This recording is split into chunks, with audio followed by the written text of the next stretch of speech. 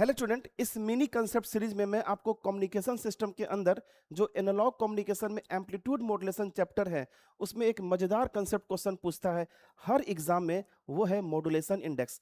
तो चलिए हम लोग मॉड्यूलेशन इंडेक्स से रिलेटेड कुछ क्वेश्चन को समझते हैं और कैसे हम लोग बनाएंगे ये सीखते हैं।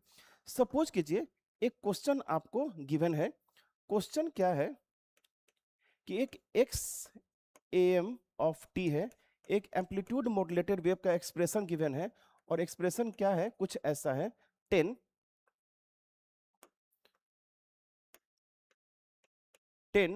प्लस 5 कॉस 100 टी और इस पूरे का कॉस 10 इंटू 10⁻⁶ है।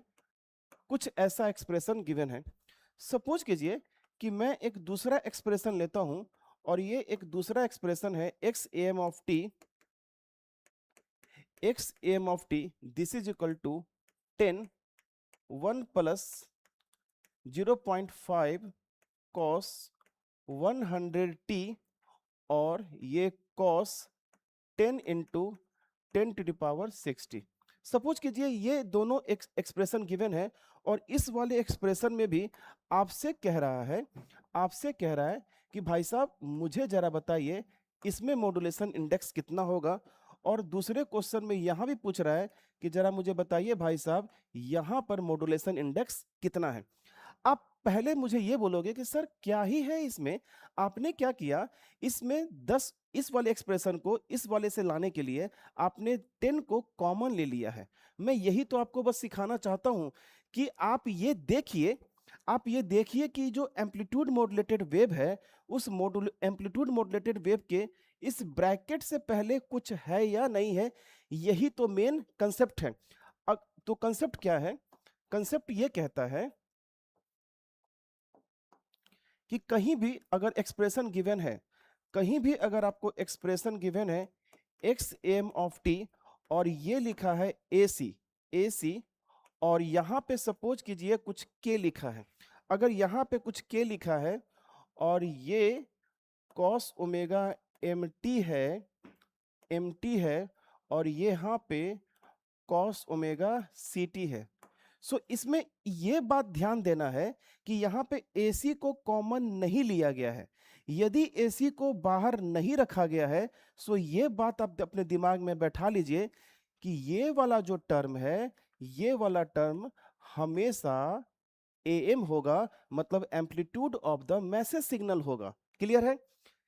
अगर मैं ऐसा लिख दूं यहाँ पे x m of t equal to, यदि मैं AC को यहां से कॉमन ले लूं, अगर मैं यहां से AC को कॉमन ले लूंगा तो ये हो जाएगा 1 प्लस यहाँ पे, इसका मतलब ये AM है और नीचे में आ जाएगा AC और ये हो जाएगा कॉस ओमेगा एम टी और इस पूरे का कॉस ओमेगा सी टी। सो याद रखिएगा अगर AC को अगर हम ब्रैकेट से बाहर रखे हैं तो ये वाला जो टर्म है, ये वाला जो टर्म है, ये वाला टर्म आपका कहलाएगा, यही वाला टर्म कहलाएगा मॉड्यूलेशन इंडेक्स। बस इतनी सी बात है। अगर ये बात आप कहीं भी ध्यान रखते हो तो मॉड्यूलेशन इंडेक्स का जो बेसिक क्वेश्चन है, एक्सप्रेशन दिया होता है और उस एक्सप्रेशन से हमें मॉड्यूलेशन इंडेक्स निकालना होता है, ये हम बड़े आसानी से निकाल सकते हैं। तो अगर इस क्वेश्चन की बात की जाए, अगर मैं आपसे ये कहूं इस क्वेश्चन की बात करते हैं, सर यहां पर क्या है कि सर 10 अंदर है, यहां पे 10 क्या है, अंदर है। इसका मतलब सर ये कि सर यहां पे कोई भी चीज को कॉमन नहीं लिया गया है। इसका मतलब सर ये वाला जो पार्ट होगा, ये वाला पार्ट आपका AM होगा और ये वाला जो पार्ट होगा, ये वाला पार्ट आपका AC होगा। सो हम यहां से मॉड्यूलेशन इंडेक्स हम लोग लिखते हैं AM/AC। ये मॉड्यूलेशन इंडेक्स का फॉर्मूला ही होता है AM/AC। सो मॉड्यूलेशन इंडेक्स यहां से क्या होगा, AM कितना है 5 और AC कितना है 10। सो AM हमारा 5 है और AC हमारा 10 है। तो सर ये आपका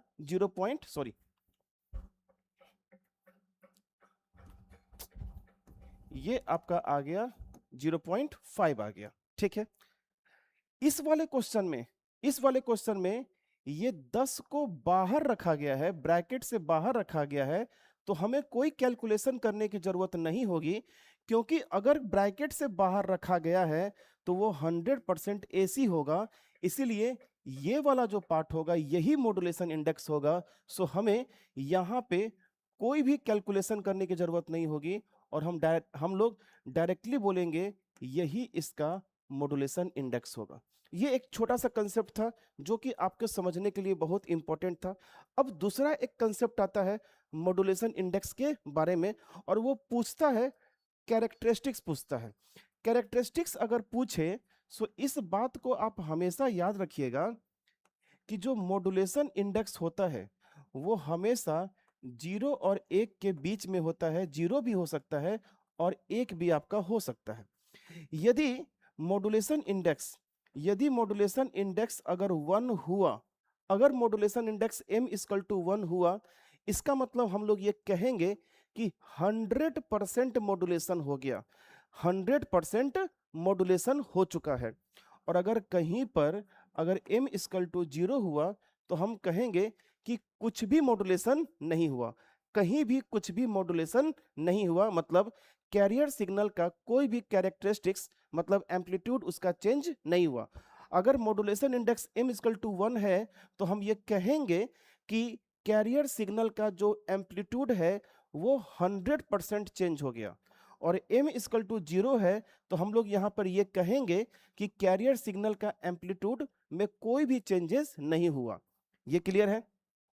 और अगर कहीं भी अगर m का वैल्यू 0 और 1 के बीच में है, 0 और 1 के बीच में है, सो इसको हम लोग कहते हैं अंडर मॉड्यूलेशन। मतलब अभी मॉड्यूलेशन हो रहा है, 100% भी नहीं है और 0 भी नहीं है, मॉड्यूलेशन हमारा हो रहा है।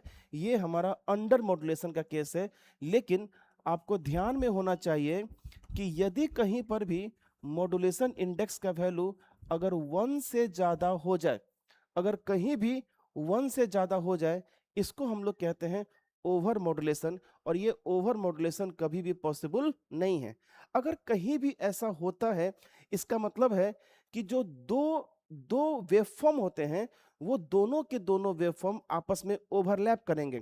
आगे हम लोग डिटेल क्लास में मैं पढ़ाता भी हूं कि सर ये अगर मॉड्यूलेशन है, ये अगर आपका मॉड्यूलेशन हो रहा है, इसका मतलब इस वाले केस को हम लोग बोलेंगे कि 100% मॉड्यूलेशन हो रहा है।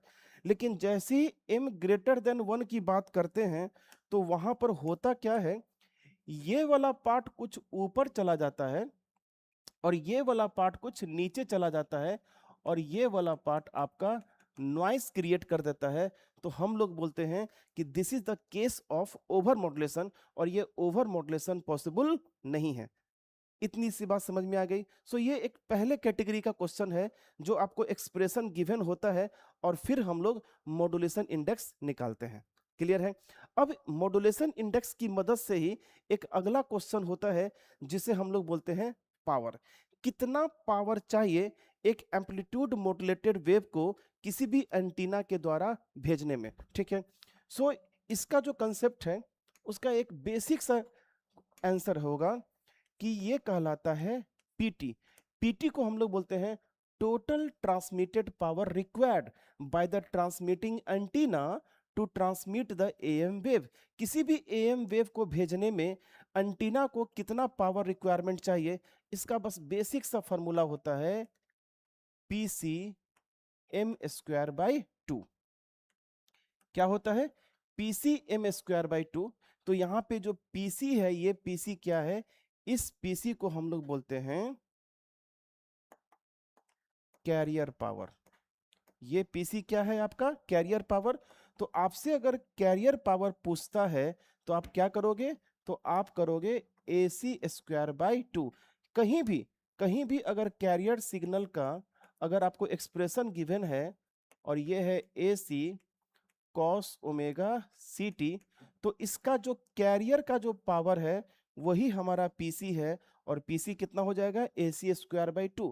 तो एक तरफ आपको आप मॉड्यूलेशन इंडेक्स निकालना सीख चुके हो, और दूसरी तरफ आप कैरियर पावर यहां से निकाल सकते हो। इस फॉर्मूले में यदि हम पुट कर देंगे सो आप टोटल आपको पावर निकल जाएगा। सो उम्मीद करता हूं कि ये कंसेप्ट आपको समझ में आया होगा, जिसमें मैं आपको मॉड्यूलेशन इंडेक्स निकालना सिखाया हूं एक्सप्रेशन से, और अगर मॉड्यूलेशन इंडेक्स निकल जाता है तो कैरियर पावर का यूज करके एंटीना को कितना पावर चाहिए वो आप कैलकुलेट कर सकते हो। तो मिलते हैं हम लोग अगले वीडियो में एक छोटे से मिनी कंसेप्ट सीरीज के साथ। जय श्री राम।